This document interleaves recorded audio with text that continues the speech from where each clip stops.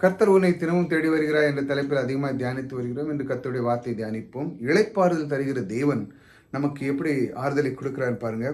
என் தேவனாகிய கர்த்தர் எங்கும் எனக்கு இளைப்பாறுதல் தந்தார், விரோதியும் இல்லை, இடையூறும் இல்லை.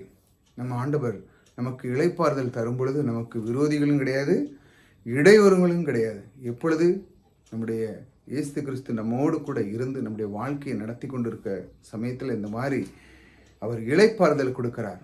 நீங்கள் அவருக்குள்ளே இருக்கும் பொழுது எப்படி தகப்பன் பிள்ளைகளுக்கு கூட இருக்கும் பொழுது அவர்களுக்கு எந்த ஒரு கவலை இல்லை, அவங்களுக்கு பாதுகாப்பு எப்படி கிடைக்கிறது ஒரு குடும்பத்தில், அதே போல் கர்த்தராகி இயேசு கிறிஸ்து இப்போ உங்களுக்கு கூட இருக்கிறார். நீங்கள் அதை உணர்ந்து விட்டீர்கள், நீங்கள் அதற்குள்ளே இப்போ சென்று விட்டீர்கள். கர்த்தருடைய வார்த்தையை நீங்கள் தொடர்ந்து கேட்க ஆரம்பிச்சிட்டீங்க.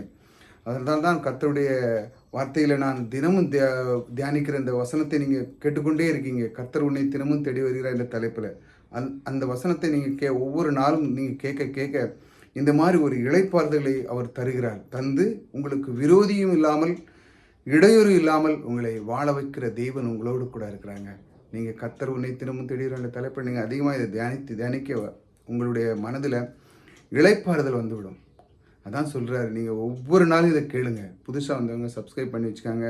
தொடர்ந்து கர்த்தர் உன்னை தினமும் தேடுகிற என்ற தலைப்பில் நிறைய வீடியோ போட்டிருக்கேன். ஒவ்வொரு நாளும் கேளுங்க என்று அவர் சொல்கிறார்.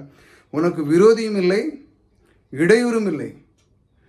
இந்த உலகத்தில் விரோதி தான் நிறைய இருக்கான், நமக்கு பிரச்சனை உண்டு பண்ணவன் நிறைய இருக்கான், இடையூறு ஒவ்வொரு நாளும் வெளியே போகிற கஷ்டங்களை கொடுக்குறவன் நிறைய பேர் இருக்கான். ஆனால் கர்த்தர் இளைப்பாறுதல் கொடுக்கும் பொழுது என்ன நடக்க பாருங்க, விரோதியும் இல்லை, இடையூறும் இல்லை.